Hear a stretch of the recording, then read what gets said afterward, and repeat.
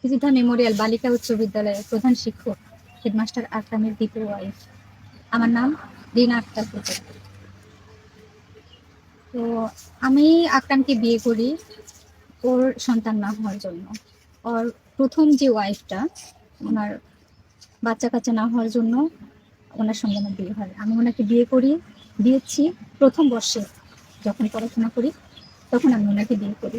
2014 সালে আমাদের বিয়েটা হয়। অলরেডি আমার একটা ছেলে রয়েছে, একটা মেয়ে রয়েছে। ছেলের বয়স 11 আর মেয়ের 3 বছর 7 মাস চলছে। আমি কখনো কল্পনাই করিনি যে আমার সামনে এরকম পর্যায়ে কোনোদিন যাবে। তো এই মেয়েটা যখন ফোন দিত, আমি পুরোটা আপনাদেরকে বলছি, আসলে যে একজনের দোষে সবকিছু হয়েছে সেটা নয়। আসলে মেয়েটা যখন ফোনে বারবার ফোন দিত, তখন আমি আপনাদের ফোন আমি এমনিতেই নাড়তাম, কে তার সাথে কতক্ষণ কথা বলছে আমি দেখতাম আর কি। তো আমি দেখি যে মেয়েটার সঙ্গে 3 থেকে 4 বার স্কুল থেকে যাওয়ার পর কথা হয়, মানে মেয়ে নিজেই ফোন দেয়। আকরাম যে ফোন দেয় সেটা না, মেয়ে নিজেই ফোন দেয়। 3 থেকে 4 বার কথা হয়। তো আমি একদিন প্রশ্ন করলাম যে স্কুল থেকে যাওয়ার পর একটা মেয়ের আপনার সঙ্গে কি কথা থাকতে পারে, আমি তো বুঝতে পারছি না। তখন বলছে ফোন দেয় দেখো তো এমনি কথা বলে, এটা সেটা বলে। কিন্তু আমি বলি কি, মানে চুপও থাকে কোনো সময়। তো আমি একদিন ধরলাম ফোনটা, যে বাবা, ও আমাকে আন্টি বলতো, ক্লাস 2-3 মেয়েটাকে আমি প্রাইভেটে পড়াইছি, বাবা তুমি কেন আকরামের ফোনে ফোন দাও?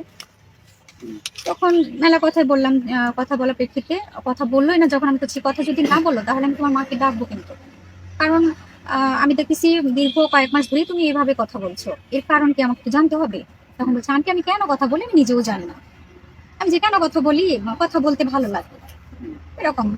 তো আমি আকরামকে বললাম, দেখেন মেয়েটা অল্প বয়সের মেয়ে, হয়তো বা আকৃষ্ট হচ্ছে, তার কারণে আপনাকে ফোন দেয়, আপনি বিরত হন, এখান থেকে বিরত থাকুন। এভাবে বলতে বলতে বলতে বলতে তো এরকম পর্যায়ে মানে বদনামি হয়ে গেল, চারিদিকে রটে গেল যে বিয়ে করছে অন্তঃসত্ত্বা। আমি যেটা শুনছি এটা অন্তঃসত্ত্বা যে সঠিক ছিল কিনা এটা আমি জানি না।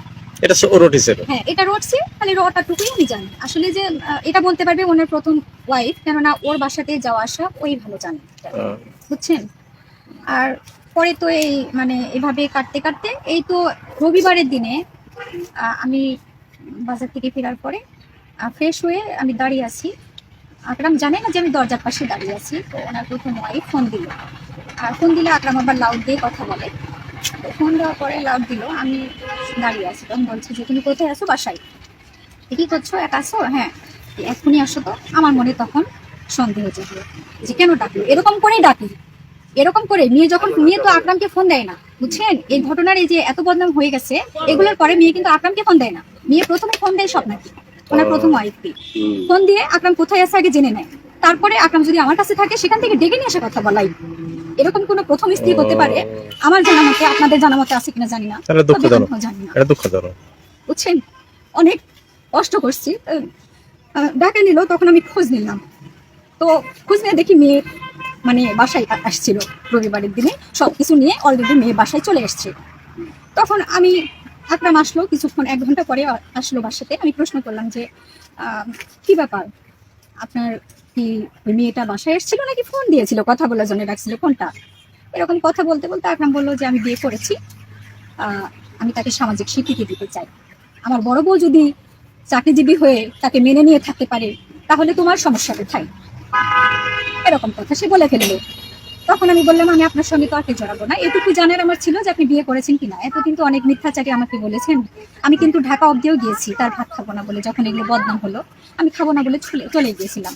তো উনি বলেন যে না আমি বিয়ে করিনি, বিশ্বাস করো তুমি আমি বিয়ে করিনি, আমার বাচ্চার কসম, এটার কসম ওটার কসম না, আমি কথা বলে যে বিয়ে করিনি। তখন আমি বাধ্য হয়ে আবার সংসারে ফেরত যাই।